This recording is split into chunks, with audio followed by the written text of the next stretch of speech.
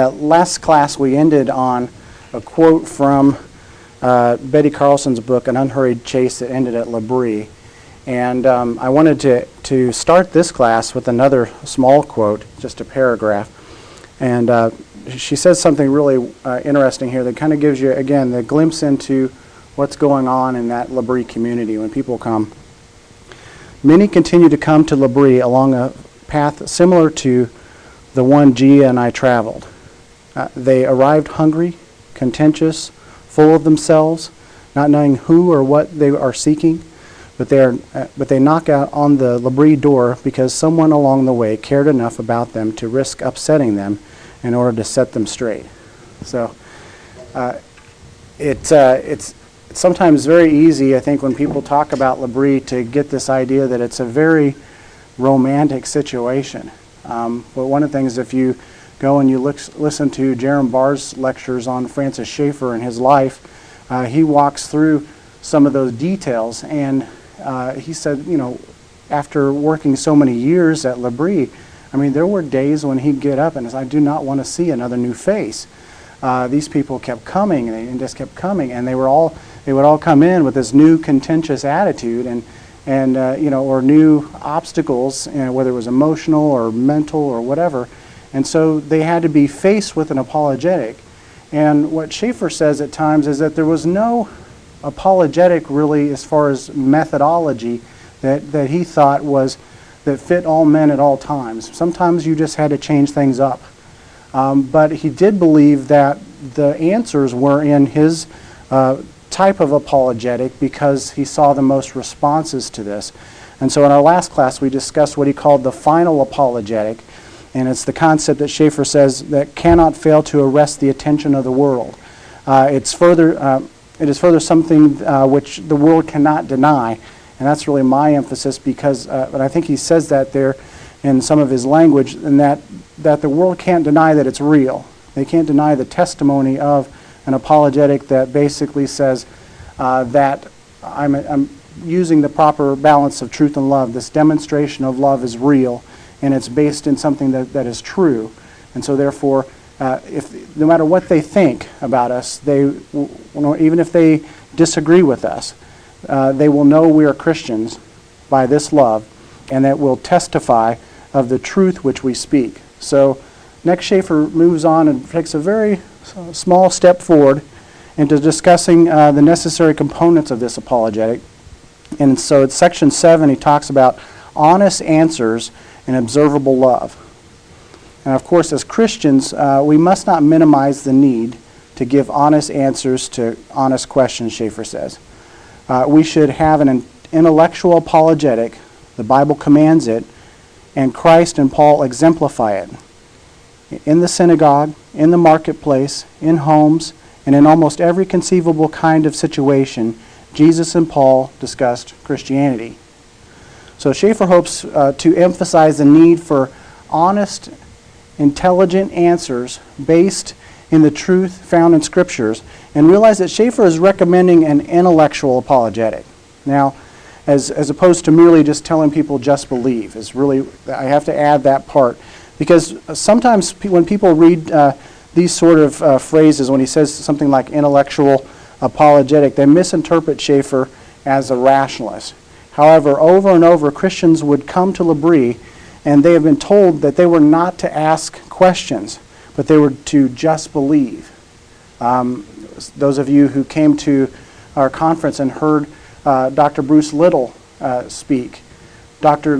Little said that was one of the things that he was told all of his life. He grew up, and he came to faith, and then they went through the series of time where he was constantly sort of dealing with the questions of life as a Christian, and he was really kind of told, hey, don't go there. And I think that's something that is significant. I hear that so often of that generation who ended up at L'Abri, many of those people, and they were constantly being told, don't ask questions. That's doubt. Doubt's not good. But what you'll find with Schaeffer embraced the doubt because he saw it as part of the fall. It had natural contingencies that affected us, so he would engage people on that doubt and then actually begin to discuss it with them and show them that these are the reasons why things are so messed up. And so therefore he could identify with them, and they could identify with the message of the gospel because they could see the reason why things were not as they should be. Now, sometimes, like I mentioned, sometimes people take Schaeffer here to be a rationalist, and I want to make sure that I'm very clear about that. He's advocating using the human rationale but not being rationalistic. Okay, as far as being a rationalist, but I don't know if I can say that in any a clear way, but it's you need to use your mind. There's a heartfelt aspect and a mind-felt aspect of our spirituality, and we must engage both. Okay, so Schaeffer is clear. Truthful answers correspond to observable love. There's this connection. That's an important thing. Is this honest answers, observable love title is by no mistake. He's clear. Truthful answers correspond to observable love. And when you give someone a message that is truth, it has to be something that both embraces their heart as well as embraces their mind. And so we need both. And here's another quote from Schaeffer. Yet unless true Christians show observable love to each other, Christ says the world cannot be expected to listen, even when we give proper answers. Yet let us be careful indeed to spend a lifetime studying to give honest answers. For years, the Orthodox Evangelical Church has done this very poorly. So it is well to spend time learning to answer the questions of those who are about us. But after we have done our best to communicate to a lost world, still we must never forget that the final apologetic which Jesus gives is the observable love of true Christians for true Christians. So you have to have both here.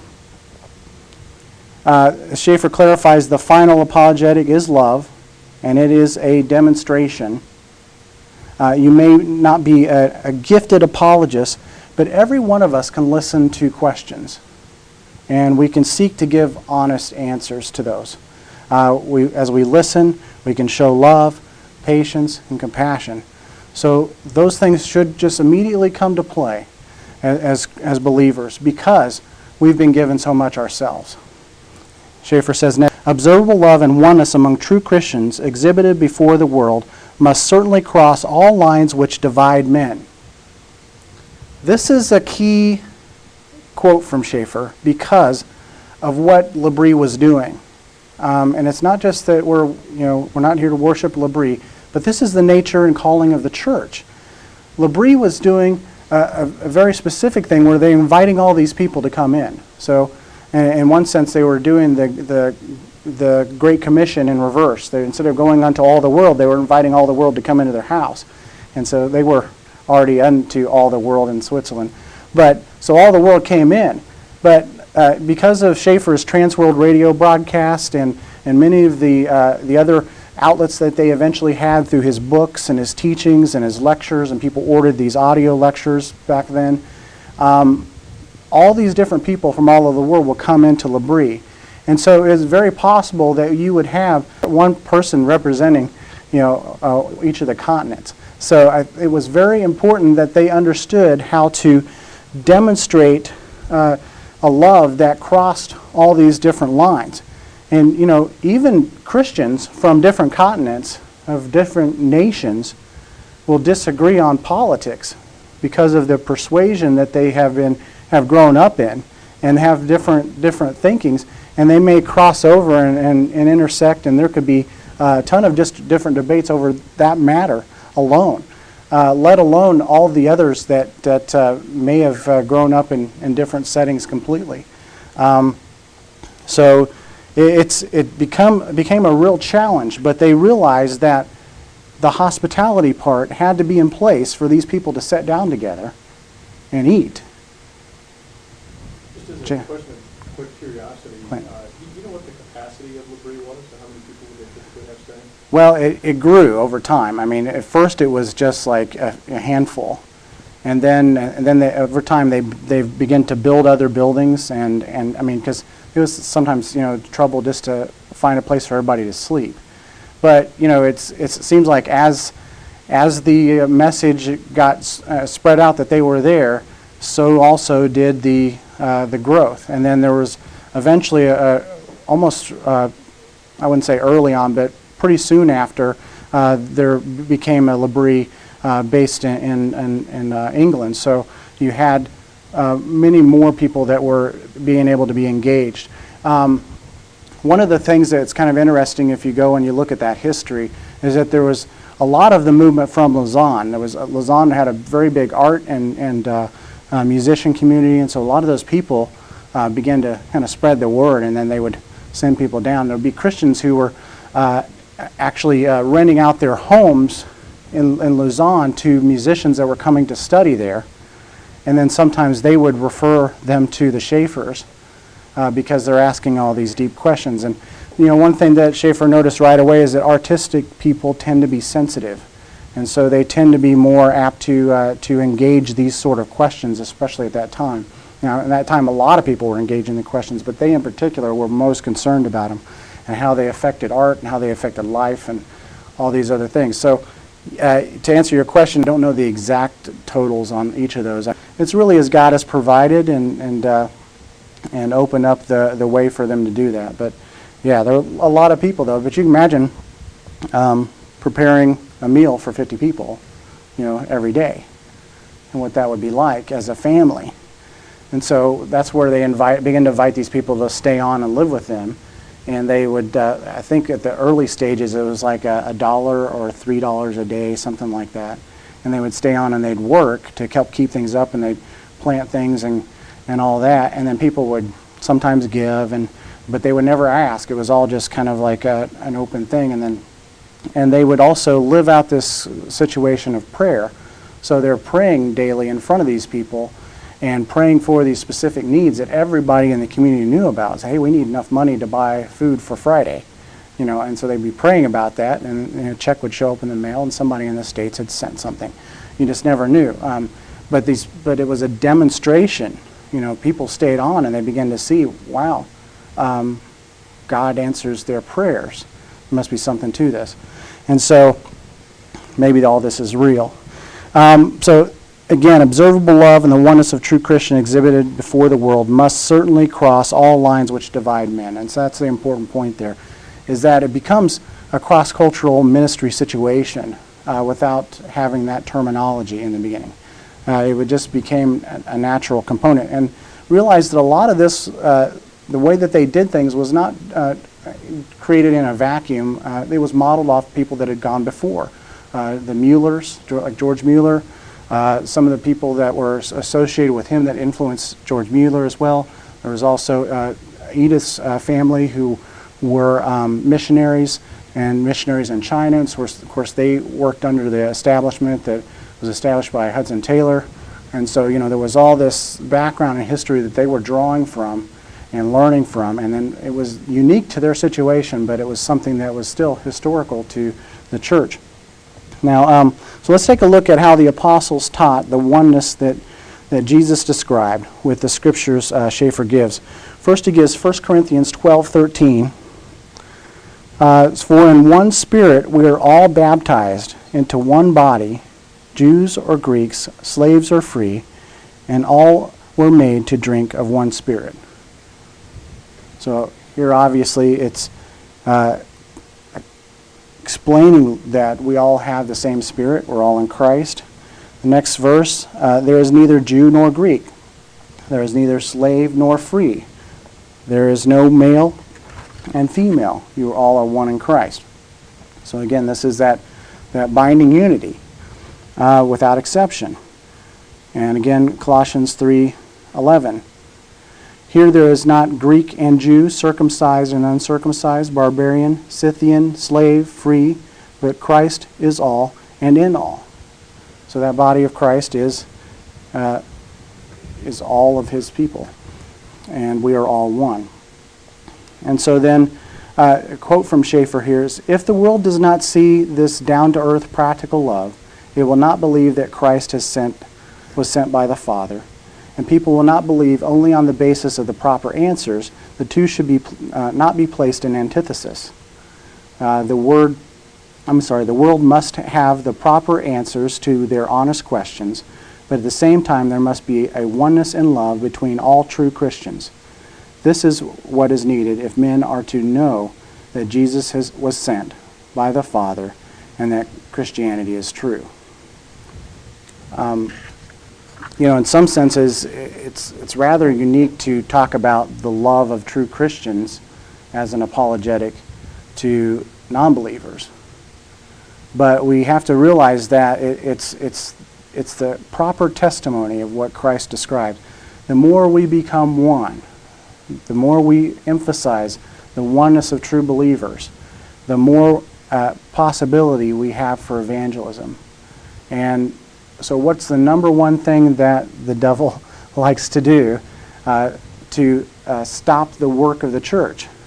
Break us up, split us up, break us off into groups and categories and separate us and make us ineffectual in this setting. He knows it. He knows this apologetic, but do we know it? And so I want to also, as we move into this next section, it's important to understand what this is not. Okay, Schaeffer's 8th section is called False Notions of Unity. In contrast to this, we must make a sharp distinction about what the unity we are speaking of is not. Pay close attention to the word organization in the following quotes. The first quote here: first, the oneness that Jesus is talking about is not just organizational oneness. Okay? Again, that word organization standing out there. Next quote: human beings can have all sorts of organizational unity and yet exhibit to the world no unity at all. How often do we see this striving for unity at the sake of, at the cost, really, of love? Sometimes it's brutal. And we would be really ignorant if we didn't admit that in the church, now I'm not saying this is our church specifically, we have a pretty good church here, but I'm saying in a lot of church bodies there are constant warfares going on, power struggles. Unify with me, unite with me under my cause and my authority, and then we'll do this thing and this for God, all in the name of God. And I constantly hear this online with people who have been offended in some way by a church who has really exercised some sort of authority that's unbiblical and made them feel like they were less than a Christian or less than a person. And that you may be a Christian, but you're not in our camp. You're not with us. And so we see this constantly played out. And then Schaeffer uses the example of the Roman Catholic Church as an entity. The Roman Catholic Church still tries to stand in organizational oneness, but there is only organizational unity, for there are two completely different religions, two concepts of God, two different concepts of truth. I'm saying that there are true believers that are Roman Catholics, but there is a lot of organizational unity that is pushed out in authority over different groups, and there is a lot of, they won't tell you this, but there's a lot of infighting inside of the Catholic Church. And so it should be understood that although they've sought to maintain this organizational oneness that by outward appearance, which is commendable, inside though there are a lot of turmoil, and so we have to also caution at that. Mike. What's the main two concepts of God here, the concept of truth? Is that the Roman Catholic view of God versus the Protestant view, and what's the referring to there? Yeah, I believe that he's talking about the difference between an organizational oneness and a oneness that is based on the proper balance of truth and love, and so then you have really two different things. And this is really interesting if you begin to look at the church in America, and a lot of the models that you see coming out in our generation are modeling the church after the organization of a business. Now, I could see there's some logic in doing that, and that business models do tend to work. There's marketing and all these things. There's a guy I met one time at a conference who runs a website called Church Marketing Sucks, and that's his whole core website. But if you think about it, it's almost foreign to who we are to be in that sort of promotional model that thrusts those things. And I'm not saying that it's necessarily all wrong. We can definitely learn from, we've learned here from the businessmen who are leaders at times. So it's not that that's not part of the case, but if it's just an organizational structure, and we as Presbyterians in this body have to be careful of elevating the Presbyterian model of organization and making it something more than what it is. If it's not based in properly based in Christ, then it can be abused as well. And any organizational model can be used as something different than the gospel. But the true unity that Christ wants is something that transcends the model. And so that's really what we're getting at. And then the next quote here, it is perfectly possible to have organizational unity, to spend a whole lifetime of energy on it, and yet to come nowhere near the realm that Jesus is talking about in John 17. And remember that what he's speaking of there as he's praying to the Father, make them one as we are one. Okay, so he's not saying use the earthly structure and make us all in a big corporation and put us all together in line and we're walking single file, in line and not varying in any way whatsoever. That's not what he's talking about. But he's actually talking about the love that transcends our differences and transcends the problems that are at play in any given generation of the church, and yet at the same time upholds truth. And when we disagree on truth, then we find a way to be compatible in that and continue the intramural discussion without harming each other. And that's the proper use of doctrine, really, it's as the apostles describe. Almost always when Paul talks about doctrine, he mentions the word before it, which means sound. It says sound in most translations, but it really means healthy doctrine. And what he's talking about there is that doctrines that edify. And that's a completely different thing than just hammering down the resolution and forcing everybody to fall in line. Yes, we must comply, but there has to be this give and take because we're in a fallen world. When Christ comes and restores all things, everything will be, the judgment will come forth, and we'll all be able to obey it, I believe. And so that's a different thing. Now, the next quote here I have from Schaeffer. I believe very strongly in the principle and practice of the purity of the visible church, but I have seen churches that have fought for purity and are merely hotbeds of ugliness. No longer is there any observable, loving, personal relationship, even in their own midst, let alone with other true Christians. Now, he says in another place, in one of his other writings, this caution of be careful what you learn in conflict.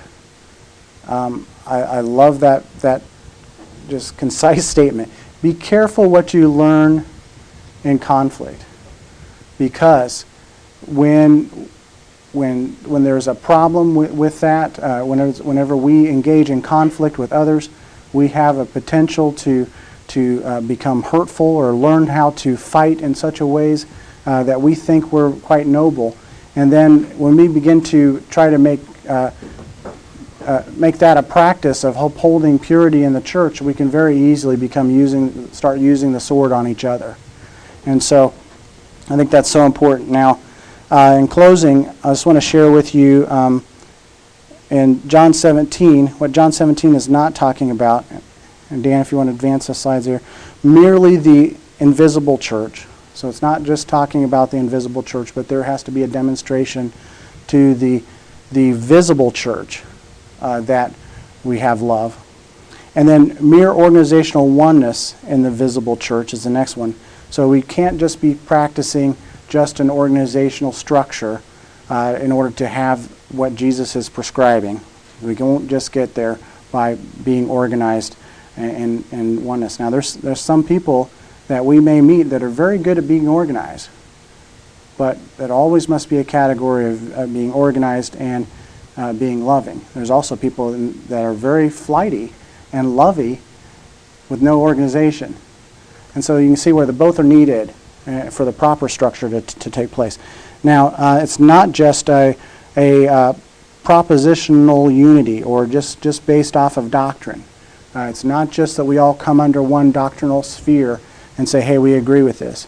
Granted, we have our schools, and our schools have held to a certain tradition, or our camps have held to a certain position.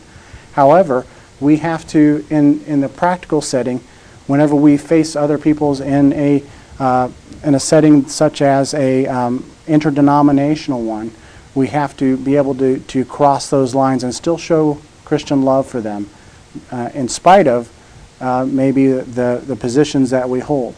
Now, obviously, every position is going to tell you that theirs is the truth, the absolute truth. And so we have to be careful that, okay, let's unite on the essentials and know that these areas are areas that have been divisive for the church for many, many years. It's not just in our time. And that's one thing that's, I think, so precious about Schaeffer, is that even though he was a Presbyterian minister and he believed very firmly in some of the teachings of on all the teachings of the doctrines of grace, he was also willing to set those not aside completely, but basically be gracious on them so that he can interact with other people. Because he felt like that a lot of times that would become a stumbling block, and then there was no way to work together against this monolith of culture that kept moving, and it seemed like it's all moving together. Now, granted, they're not together, but still, it feels like that because they're being driven all together, the one big herd, and it's moving forward. And then lastly, it's not just a legal unity. It's not just where we come under some authority, such as the law, and go, okay, if everybody would just follow law, everything would be fine. But that's not necessarily the case, because people will fail there, and then there's room for ugliness to be practiced when we fail, right? So in this last quote here, this is the whole point. The world is going to judge whether Jesus has been sent by the Father on the basis of something that is open to observation. So that's the point.